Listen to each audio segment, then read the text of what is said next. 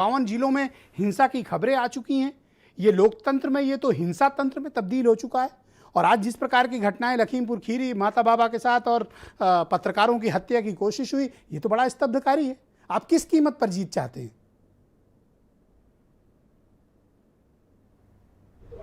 बंगाल में जो कत्लेआम हो रहा था वो टीएमसी कर रही थी।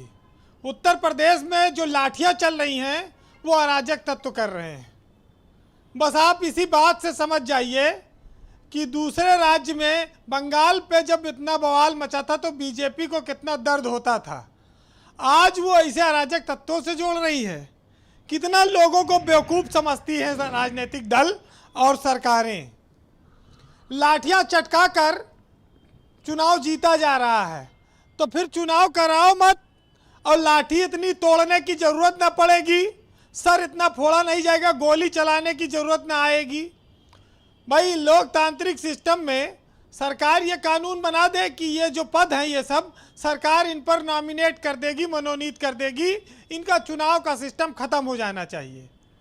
आप लाख बीडीसी इकट्ठा किए रहो, जब नामांकन नहीं कर पाओगे तो बीडीसी किस काम के। तो विपक्ष के सामने ये बहुत बड़ी समस्या आ गई है। और लोकतंत्र में विपक्ष का जो सम्मान की बात थी, वो विपक्षी दल के नेताओं को सम्मान और स्वागत किस तरह से हुआ है, लाठियों से मार मार कर, गाड़ियां तोड़कर, गोलियां चलाकर, वो सब लोग देख रहे हैं। अब चुनाव में इस तरह की हिंसा बहुत सालों बाद देखने को मिली है। पहले कभी जब बैलेट से मतदान होता था, पेटी ओटी लूट ली जाती थी, तब हम लोग देखते थे। ये बहुत समय बाद ऐसा मंजर आया है। तो जब ये सत्ताधारी दल का ही चुनाव है तो चुनाव काहे कराया जा रहा है, इस पर विचार होना चाहिए। वैसे लोग कहते हैं कि भाई चुनाव में सब कुछ जायज़ है ना, लेकिन कुल मिलाकर जब नामांकन ही नहीं आदमी कर पाएगा तो सब निर्विरोध हो ही जाएंगे। और ये बात बहुत पहले से लोग जानते हैं, बीजेपी ने इसका भरपूर इस्तेमाल किया।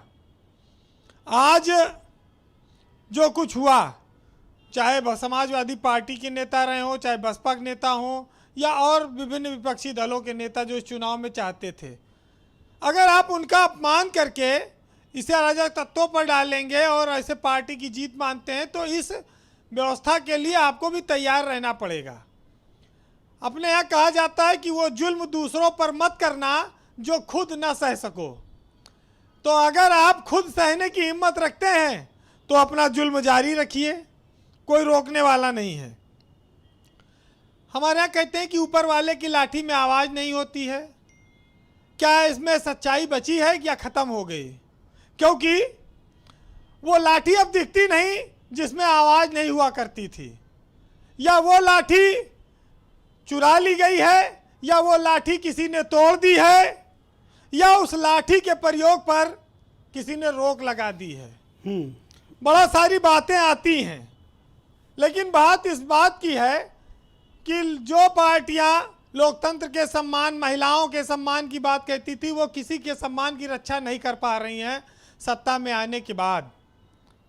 योगी जी के सामने यह जरूर चुनौती है कि उनको हर चुनाव जिता कर देना है, लेकिन अगर तरीका ऐसा होगा तो इससे लोगों को दुख होता है, क्योंकि वो ईमानदारी और भ्रष्टाचार खत्म करने की बात कहते थे। ऐसी हिंसा और महिलाओं का ये अपमान, माता पांडे जैसे विद्वान का अपमान, पत्रकारों पर कातिलाना हमला, 52 जिलों में हिंसा, ये कोई सामान्य घटनाक्रम नहीं है। इसका क्या संदेश गया है समाज और उत्तर प्रदेश के भीतर? बीरेन जी, देखिए, संदेश बहुत साफ है कि आप इन चुनावों से अपनी पार्टी और संगठन में वाहवाही तो लूट सकते हैं, लेकिन जनता की नज़रों में आप दिन ब दिन खलनायक बनते जा रहे हैं। जनता आपकी असफलताओं को भूली नहीं है। जब लोगों को ऑक्सीजन नहीं मिला, अस्पताल में बेड नहीं मिला, लोग सड़कों पर मर गए, आप ये चुनाव जिताकर, इसी पंचायत के चुनाव में तमाम सारे लोग, कर्मचारी मर गए, पंचायत चुनाव कराने वाले और करने वाले मर गए। आज इस बात का बड़ा दुख है कि जो सरकार सब कुछ जानती है, वो इस कहा जाए तो ये एक तरह से ये जीत आपको कोई जनता के बीच राहत नहीं देगी। ये ढोंग या आडंबर ये जनता के बीच खुल चुका है। ये ज़्यादा समय के लिए टिकेगा नहीं आपके साथ। अगर लाठियों के दम पर इस तरह से विद्रूपता से चुनाव होंगे, भाई जिस चुनाव में लोग नामांकन न कर पाए तो चुनाव काहे के लिए हो रहा है? सरकार कह दे कि अब यहाँ ये नामित हो जाएंगे। हाँ, मैं तो कहता हूँ कि बंद कर दो चुनाव पंचायत का, सरकार को नॉमिनेशन दे दो कि तुम ही अपना नॉमिनेशन कर लो। भाई कम से कम किसी महिला की इज्जत तो न लूटी जाए। नामांकन तो करने दिया जाएगा, नामांकन करने दीजिए, फिर आप सदस्य उठाइए, प्रभावित करिए, मिलिए, वोट लीजिए, ये अलग बात है। लेकिन भाजपा ये जानती है कि अगर विपक्ष नामांकन कर ले गया तो वो हरा भी सकता है। तो इनकी जो रणनीति है कि पहला ही कदम उठाने ना दो, वहाँ तक मौका ना आने दो कि चुनाव हो। बहरहाल अभी तो ये एक जिला पंचायत अध्यक्ष निपटा, ब्लॉक प्रमुख निपटा जी। अभी एमएलसी का चुनाव आ रहा है, जो ये स्थानीय निकाय काय के चुनाव होंगे। अभी इसमें भी ऐसे मारकाट बवाल मचेगी। तो बंगाल में हो तो टीएमसी के गुंडे कर रहे हैं, सरकार बर्खास्त कर दिया जाए। उत्तर प्रदेश में हो तो अराजक तत्व कर दे रहे हैं। बड़ा अच्छा इन्होंने एक बयान ये निकाला है और बड़ा अच्छा उदाहरण निकाला है। खैर जी, जिन पर बड़ा नाज था, आज उन पर लोग तरह तरह के सवाल और उंगलियां उठा रहे हैं उस सरकार पर। आप भी साहित्य को सुनिएगा और इस पर यह आज के मौजूदा हालत पर बड़ा सटीक है कि बदन पे निशान लाठियों के हैं और सीने पे है बंदूकें तनी। वाह रे हुकूमत तेरी खूब चली और फिर भी तू कहती है कि तू है बहुत भली। और शीशा चकनाचूर हो गया और चेहरा भी अब बेनूर हो गया और लाठी बनी सहारा उनका। देखो वो अब कितना मजबूर हो गया।